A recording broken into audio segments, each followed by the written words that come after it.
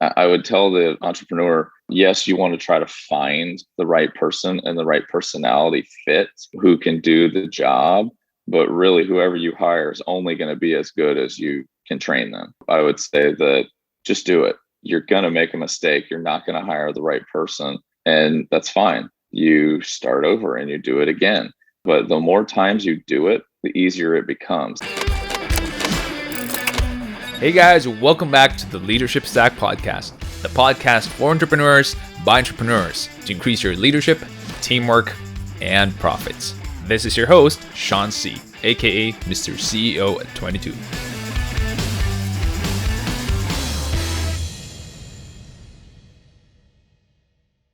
I think that the best leaders on the planet are the ones who can train others to do the job and to succeed, and then to just kind of sit on the backside and admire that, look at what this person has done who's on our team, or this executive, or this individual, or this team. Look at what they've accomplished. And that wouldn't have happened had the leader not trained them and taught them how to do it and given them the ability to do that. I'm going to stem from what you were saying earlier when you mentioned you trained people to already do the work for you. A lot of people miss this out, especially startup entrepreneurs, when we're juggling a lot of things and we're so phased with the stuff that we have to learn and the stuff that we have to do.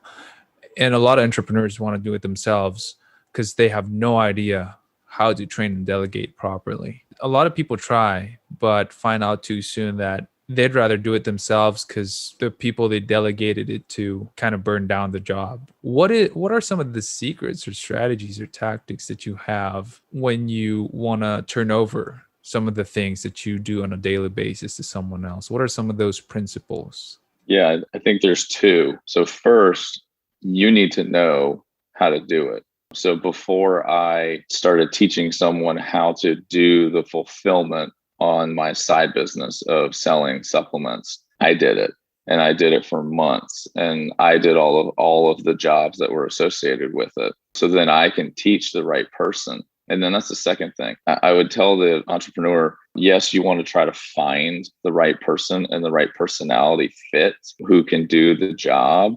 But really, whoever you hire is only going to be as good as you can train them. I would say that just do it. You're going to make a mistake. You're not going to hire the right person. And that's fine. You start over and you do it again.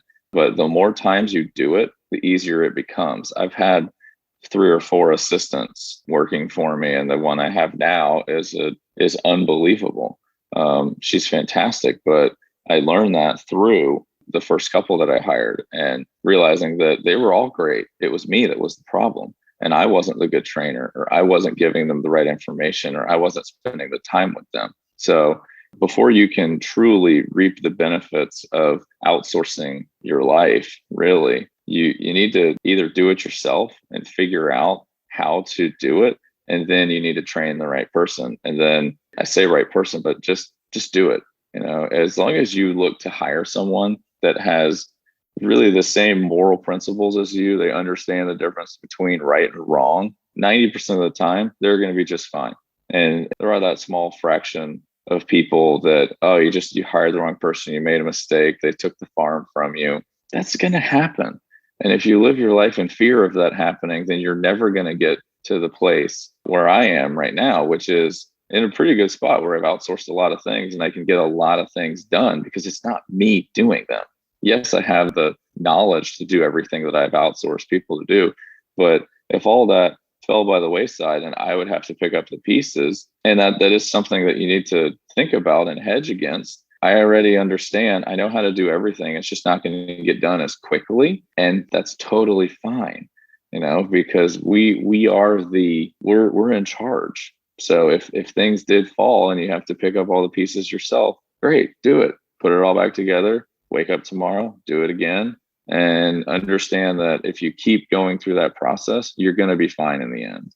Well, one of the things that now comes to mind would be, how much mistakes can you take before you finally throw in the towel and say, I did my best training this person, but maybe he or she is not the right fit for me? It's a really good question. I think if you and I had the answer to that, we could write a book that a billion people might buy. But I guess if just to answer your question with my thoughts, there's a guy over here in the States. He's an ex-SEAL. His name is Jocko Willink. He's a force to be reckoned with in the leadership world. And the title of his book is called Extreme Ownership. So his philosophy is that everything is on you. It's the highest form of personal accountability and personal responsibility. I love his message. I love what he says.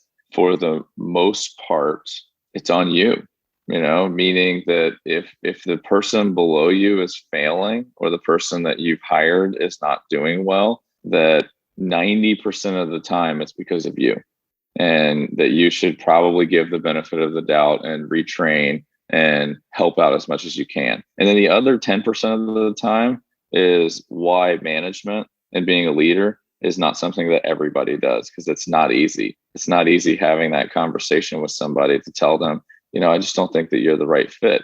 However, been there, done that, had that conversation dozens and dozens of times, but there's a right way to do it. And I think that if you're constantly communicating with the other person and you're treating them like a human being and an adult, and you approach that conversation from the standpoint of, I have failed you and I just don't think that this is a right fit. I'm asking you to do something that you might not have the ability to do, and I might not have the ability to train you to do. So maybe we should start thinking about something else. I think that that's the right way to have that conversation, and no one's surprised. And the majority of the time too, that other person's going to agree with you, and they're going to be thankful that you are respecting them.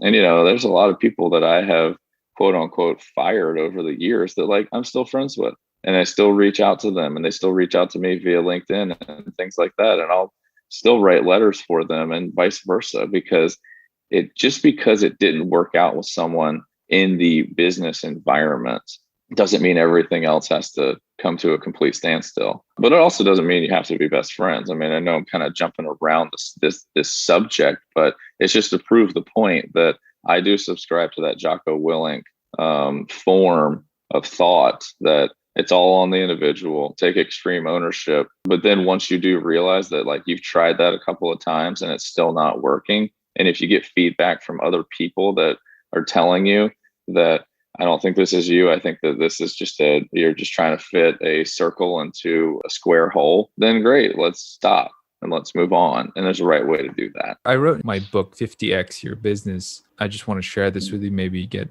something from it. There are two kinds of mistakes that we don't tolerate in SEO Hacker. Given that we already asked ourselves the question, the leader, if we goofed off with this hire or with this person by not training that person properly. So if we did our part, two kinds of mistakes we don't allow. And the first one would be fatal mistakes. Fatal mistakes would be like losing a client or losing a lot of money because of arrogance, or because of the second kind of mistake that we don't tolerate, and that's repeated mistakes. Repeated mistakes are mistakes that the person did but did not evaluate, so they repeated it again. And repeated mistakes are not tolerated because, number one, you didn't learn from it, and we paid for your tuition fee the first time, and then it could lead also to fatal mistakes. Other than that, any kind of mistakes, I'll happily pay the tuition fee for. You can make them here, but those two kinds of mistakes, we do not allow them. Oh, hey, and since you're here, can you do me a favor? Can you hit on the subscribe button and hit the bell button and select all notifications so that whenever we have a new video, you're going to be the first one to know. Until then, keep leading. No freelancer or business would want to have the reputation that, this guy, this girl, or this business, they give stuff away for free. I don't think anyone would want to have that reputation, because then lugi ka. You're not going to make money.